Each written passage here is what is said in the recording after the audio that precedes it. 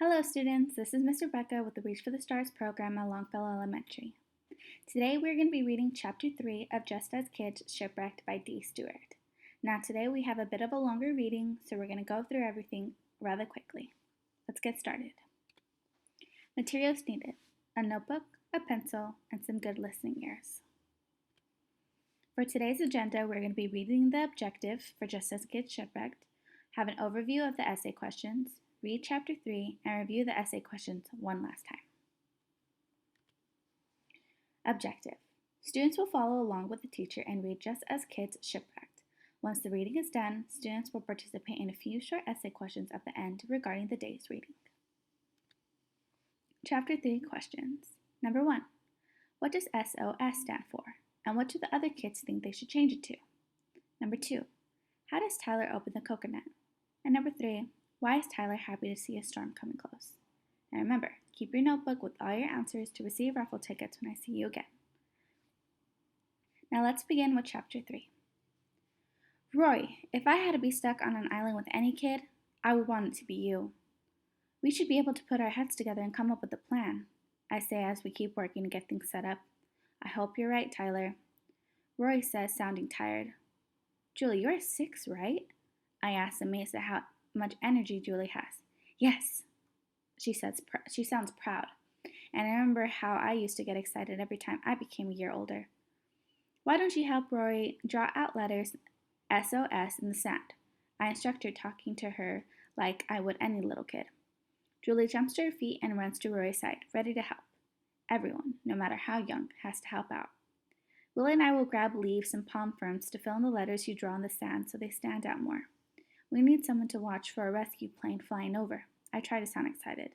Too afraid to venture into the jungle any further than I already have, I stay around the outside, where I can still see the others. We gather enough palms to fill where Julie and Rory made a large SOS sign. I have no clue if it's as big as it should be to get the attention of a plane, but I'm too tired to tell them to make it bigger.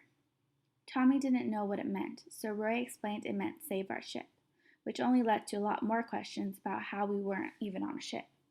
And maybe it should be SOB, save our butts. Roy finally gave up and admitted she didn't know why we were supposed to do SOS. She just knew we were supposed to. Once that is complete, I go back to the edge of the woods to gather sticks for a fire. Fire is an important part of survival. Twigs and small logs are stacked up in my arms. Tom, I need your help, I yell as I start to fumble the wood. Okay, Tyler, Tom says, looking nervous. I'm going to try and get a fire going. We need to stay warm and dry and boil water if we find some. Help me bring these over. Tom moves too fast and tries to snatch up the whole pile from my arms. A large splinter sticks him. Ouch! He exclaims, dropping the pile on both our feet. Are you okay?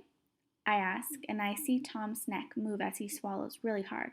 My mom, we always used a Band-Aid and a kiss to make my boo-boos better. The tears flow from Tom's eyes, and I'm not sure if it's because he misses his mom or the splinter really hurts. I have to take the splinter out of your palm, I tell him. Then we should rinse it in the salt water. Will it hurt? Tom asks, closing his eyes tight and sticking his hand out for me to help. It's not so bad, I tell him. I feel sick when I see the splinter and a little blood around it. I take hold of the thick splinter and yank it out all at once. After we rinse it in the salt water, I rip some fabric off my shirt and tie it around his hand.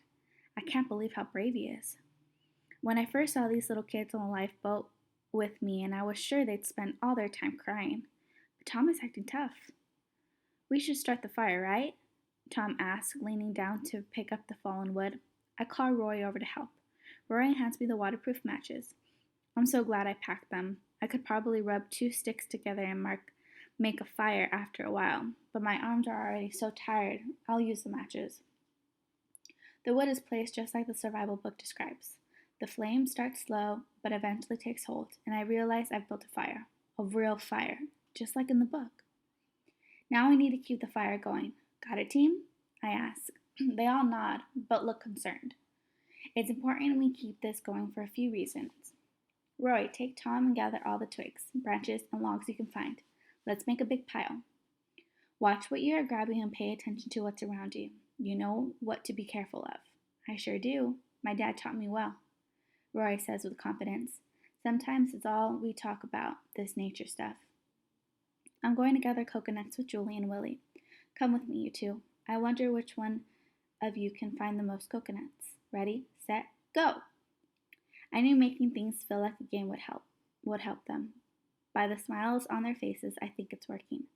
Once we have a pile of coconuts and a pile of wood, I know we can finally rest for a little while. The kids are taking small sips of the last of their water, and I split the granola bar among the group. It's not much, but it's something. We really need to do is open a coconut so we'll have more to drink.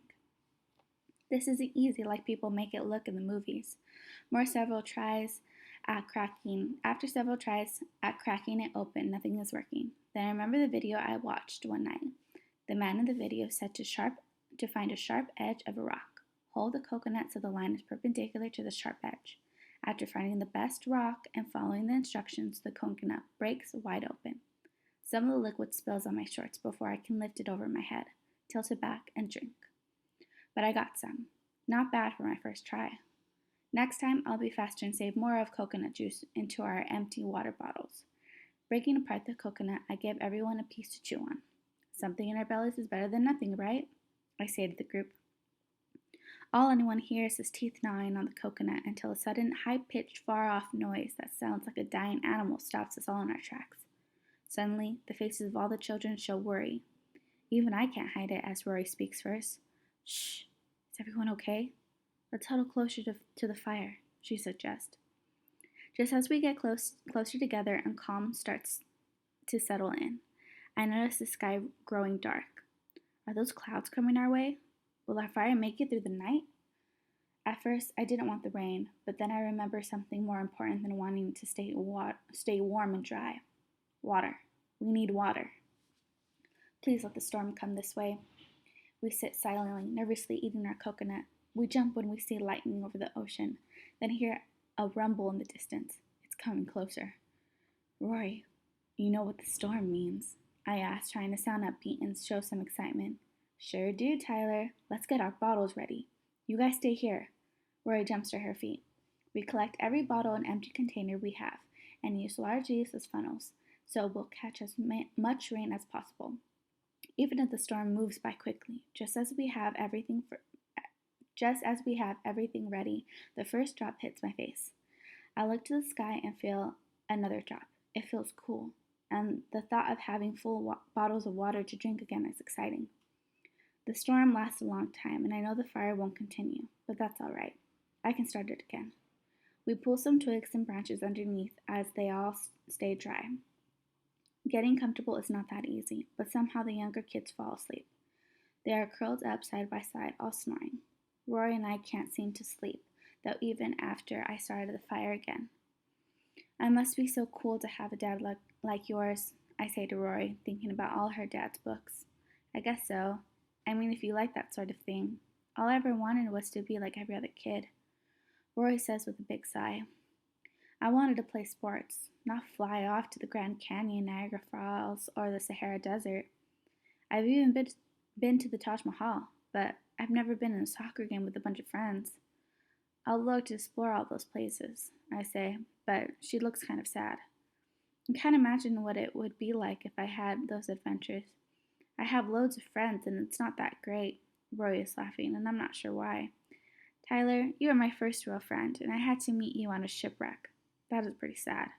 We travel so much, it's hard to make friends, so I just read my books and take pictures.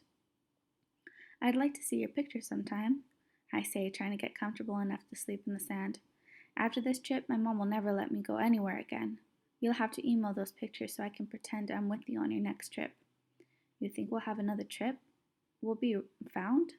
Rory is biting her fingernails now, and I can tell she's scared. I know we will. We're doing everything right. Our parents are looking for us, and we're going to make it as easy as possible for them to find us. We need to do more tomorrow, a better shelter for the little kids. Then we better get some sleep. I lie down and roll toward the fire. Something about a fire always makes me sleepy. Good night, Tyler, Rory says as she yawns. Good night, Rory. Now that completes chapter 3. How did we like it? Good, huh?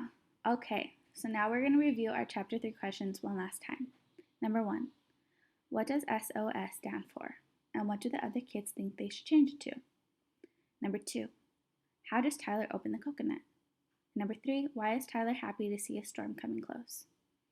And remember, keep your notebook with all your answers to receive raffle tickets when I see you again. Make sure to go outside and get some sun. Stay clean. I'll see you next time. Bye.